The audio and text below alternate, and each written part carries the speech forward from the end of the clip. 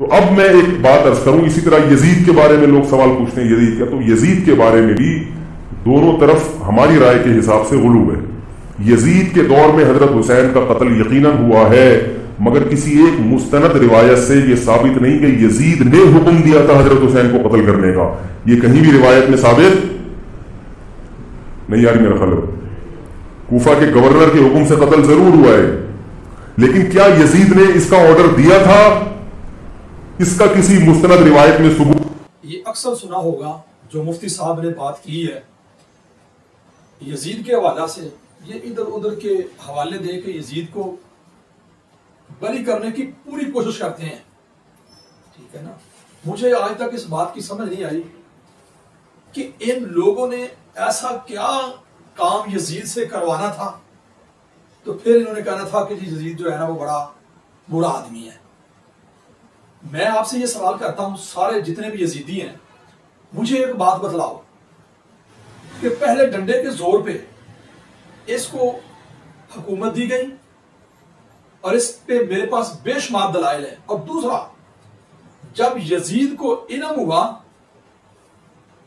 کہ حسین علیہ السلام مکہ سے نکلے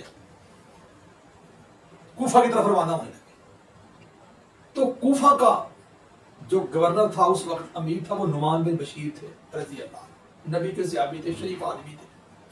اور جب یزید کو علم ہوا اور یزید نے نعمان بن بشیر کو مظہور کر دیا، اور عبید اللہ بن زیاد جو لچا لفنگا چوڑا مراسی بدماش اور گنڈا بدنام زمانہ سارے لوگ جانتے ہیں، اس کے باپ کو بھی اور اس کو بھی جس طرح وہ انسان تھا، اور اس نے اس کو کوفہ کا جو ہے وہ امیر بنا دیا۔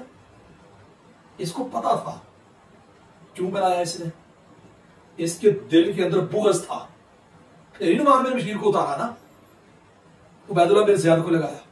چلو اگلی بات، جب سیدنا حسین علیہ السلام شہید ہو گئے تو اس کے بعد یزید نے کیا کیا؟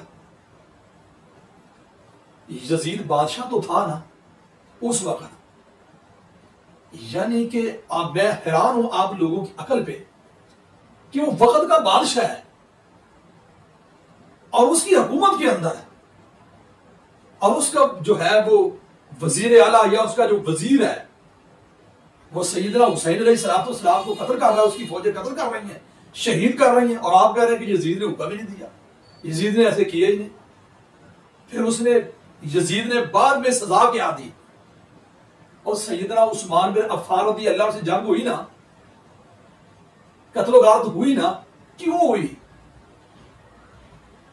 آپ سب یہ بات کہتے ہیں اس وجہ سے ہوئی قاتلین عثمان سے بدلہ لینا، اور اس جگہ نواسے رسول صلی اللہ علیہ وسلم کو شہید کر دیا گیا، اور وہ حضرت حسین رضی اللہ عنہ۔ میں آپ سے پوچھتا ہوں، جامع ترمذی اور کتب حدیث کی کتابوں میں حدیث نہیں؟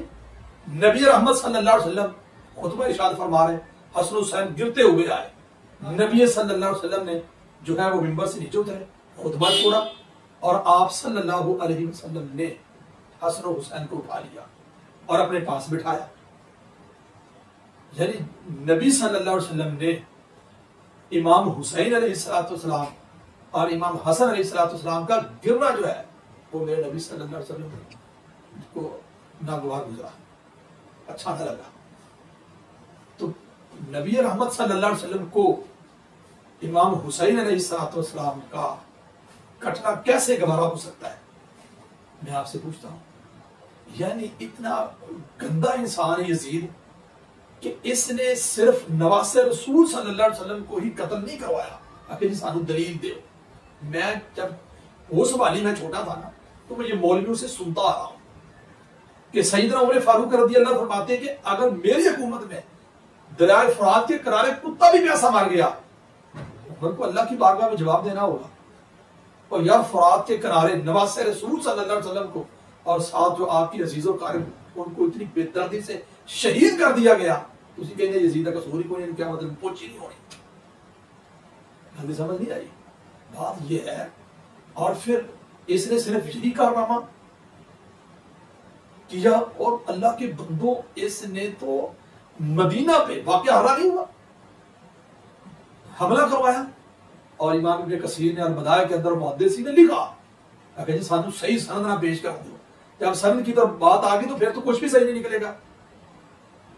اگر اس طرف آپ آ گئے نا کہ جی سانو صحیح سند سے یہ ثابت نہیں ہے کہ اس نے حضرت حسین علیہ السلام کو قتل کروایا, قتل کرنے کا حکم یہ وہ بھائی یہ ایڈا ہی چنگا نہیں ہے گا. اسی حکومت اس کی تھی, واقعہ ہررا بھی کروایا, آپ اس کا بھی انکار کر دیں. مدینے میں اذان نہیں ہوئی, گھروں کو لوٹا گیا, عورتیں حاملہ ہوئی. اور اگلی بات کہ مسجد نبوی کے اندر نبی رحمت صلی اللہ علیہ وسلم کی جو قبر مبارک ہے, میں حوالہ دینے لگا, ذمہ داری سے کہہ رہا ہوں, جن نے یزیدی ہے سارے سن لو.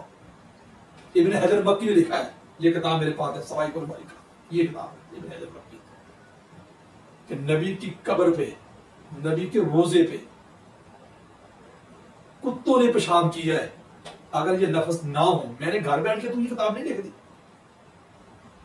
یہ بھی ایک محدث ہے, اس کا بھی ایک نام ہے. اور نبی کی قبر پہ کتوں نے پیشاب کیا ہے. اور جتنے یزیدی شرم سے ڈوب کر مرد اور یزید کے ساتھ محبت کرنے والے, اس کی اہمیت جتنے ہیں, اس کے آگے کسر باقی رہ جاتی ہے. میں نے حوالہ دیا ہے, کوئی مائی کا لال یہ بات کہے کہ اس کتاب کے اندر یہ بات نہیں لکھی کہ کتوں نے پیشاب کیا. اور پھر بیت اللہ کو جلایا گیا, صحیح مسلم کی حدیث ہے, اور بیت اللہ کو آگ لگائی گئی. یعنی اس یزید کو جس کی آپ حمایت کر رہے ہیں, کہ جس کے لیے آپ کہتے ہیں کہ مجھے اتنی زندگی ہوگی, مجھے ہمیں کوئی صحیح سند سے کچھ ملا ہی نہیں ہے, تو میں انشاءاللہ اس پہ مزید جو ہے وہ گفتگو کروں گا. میری اللہ سے دعا ہے اللہ ہمیں صحیح معنوں میں اہل بیت کے ساتھ سچی محبت کرنے کی, اور دل سے اللہ محبت کرنے کی توفیق عطا فرمائے. جو اہل بیت کے دشمن ہیں, میں تو بڑا حیران ہوں کہ میں نے پہلے بھی ایک ویڈیو کلپ بنایا, میں نے اس کے اندر بھی پوچھا تھا کہ تسی اینے یزید حمایتی ہے, کیا کسی محدث نے بھی یزید کی حمایت کی ہے؟ جتنے محدثین ہیں جنہوں نے حدیث کی کتابیں لکھی ہیں, کسی ایک محدث نے بھی یزید کسی بھی روایت کا راوی نہیں بنایا. سند کے اندر یزید کو نہیں لائے, چوراں کو لے لیا, ڈاکوں کو لے لیا, بدماشوں کو روایتیں لے لیا.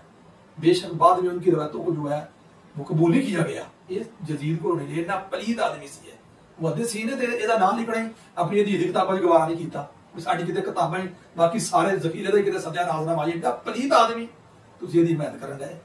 محبت یزید سے ہو, اور پھر اپنے پتاں دا نام, پوتیاں دا نام, اور پوتنا تو یزید نے محبت کیتا دی ہے. ٹھیک ہے, میں نے پہلے بھی کہا تھا, اپنے بچوں کا نام, ٹھیک ہے, اپنے بھتیجوں کا نام, نواسوں کا نام, پوتیاں دا نام, پر پوتے دا نام یزید رکھو, اپنے نام بھی بدل کے یزید رکھ دے ہونا, محبت یزید رکھ کر دے, نہ کہ تجھے رکھ دے. میں انشاءاللہ اللہ کی رحمت سے مزید اس پہ گفتگو کروں گا.